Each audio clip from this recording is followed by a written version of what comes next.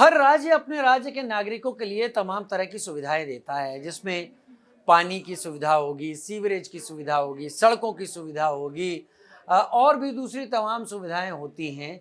ये बेसिक मूलभूत सुविधाओं की मैंने बात की। तो उन सुविधाओं में क्या सुविधाएं आती हैं? उन सुविधाओं में आती हैं अस्पताल की सुविधा, स्वास्थ्य की सुविधा, बहुत ज़रूरी सुविधा। उसके साथ परिवहन की सुविधा। और परिवहन की सुविधा की अगर हम बात करते हैं तो हम भारत में हर राज्य अपनी एक परिवहन प्रणाली भी बना के रखता है, जिसको ट्रांसपोर्ट विभाग कहा जाता है।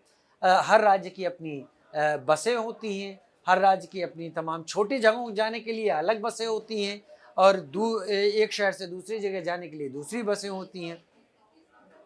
अगर आप दिल्ली एनसीआर में आए और ख़ास तौर पर दिल्ली नोएडा आप घूमे हैं, तो आप गौर करेंगे कि दिल्ली नोएडा में आपने डीटीसी की बसें देखी होंगी।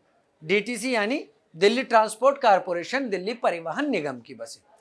दिल्ली परिवहन निगम की बसें लोगों के लिए तो काफ़ी मददगार थी ही, और मदद के काम आती भी हैं। लगातार लोग उसको अवेल करते हैं। मैं भी डीटीसी का उपयोग करता हूं, आपके सामने जो ये खबर रख रहा हूं।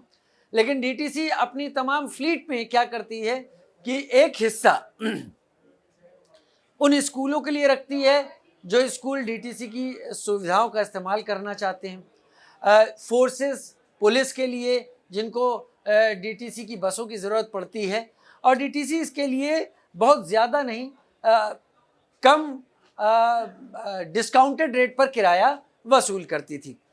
दिल्ली में अगर मैं कुल बसों की बात करूं तो मुझे थोड़ा आंकड़ा देखना पड़ेगा। हाँ, 3760 बसें फिलहाल दिल्ली परिवहन निगम के पास हैं।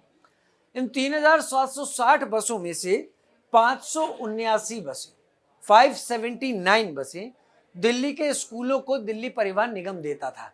उसकी एक वजह यह भी होती थी कि जब ये स्कूलों के लिए बसें चलती हैं उस वक्त जो पैसेंजर हैं उनकी उपलब्धता थोड़ी सी कम होती थी, बाकी उसके आसपास के टाइम, और जब दोपहर में होता था तब कम होती थी। तो इस वक्त दोनों फ़ायदे हो जाते थे, स्कूल को भी डिस्काउंटेड रेट पर बस मिलती थी और डीटीसी को भी। लेकिन 300 बसें फोर्सेस को भी देती है डीटीसी, तो करीब ये आपकी 879 बसें हैं जो डीटीसी देती है डिस्काउंटेड रेट पर। अब डीटीसी ने तय किया है कि पिछले कुछ दिनों से तो स्कूल बसें ले ही नहीं रहे हैं, ऑनलाइन पढ़ाई हो रही हैं, तो अब डीटीसी ने जो हम उसके तमाम अनुबंध हैं स्कूलों के साथ, सभी के साथ, उनको रद्द करने का फैसला लिया है।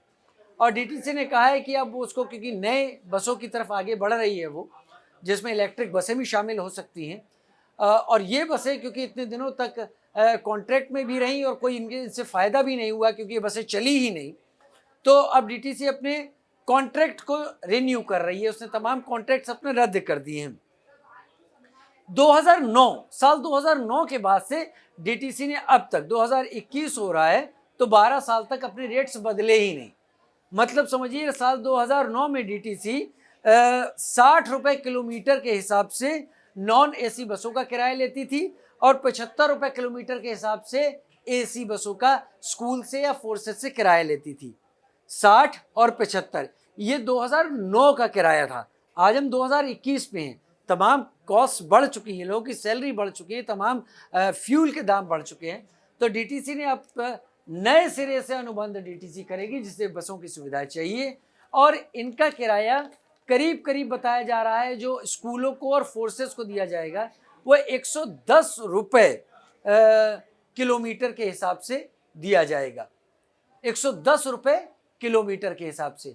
तो उसका असर आम नागरिकों पर नहीं पड़ेगा। डीटीसी अपना रेवेन्यू इसके ज़रिए बढ़ाने की कोशिश करेगी। लेकिन हाँ, जो स्कूल हैं जो ऐसी सुविधाएं देते हैं वो अपने विद्यार्थियों से क्या इसके एवज में बढ़ा हुआ वसूलना शुरू करते हैं या वो क्या करते हैं, वो शायद कहीं बहुत उम्मीद यही लगाई जा सकती है कि माता पिता के ऊपर भार पड़े। लेकिन डीटीसी को भी अपने को इकोनॉमिक कंडीशन के हिसाब से बेहतर रखना है और इसको चलाना है। लिहाजा इन डिस्काउंटेड बसेस के फेयर बढ़ाने की डीटीसी अब पूरी तैयारी कर चुका है। हालांकि जो पैसेंजर्स बसें चल रही हैं जहां पर किराया 5, 10, 15 नॉन एसी भी हैं, और अगर बात करें हम एसी की तो 10, 15 और 25 है, तो उसमें अभी कोई बदलाव नहीं है।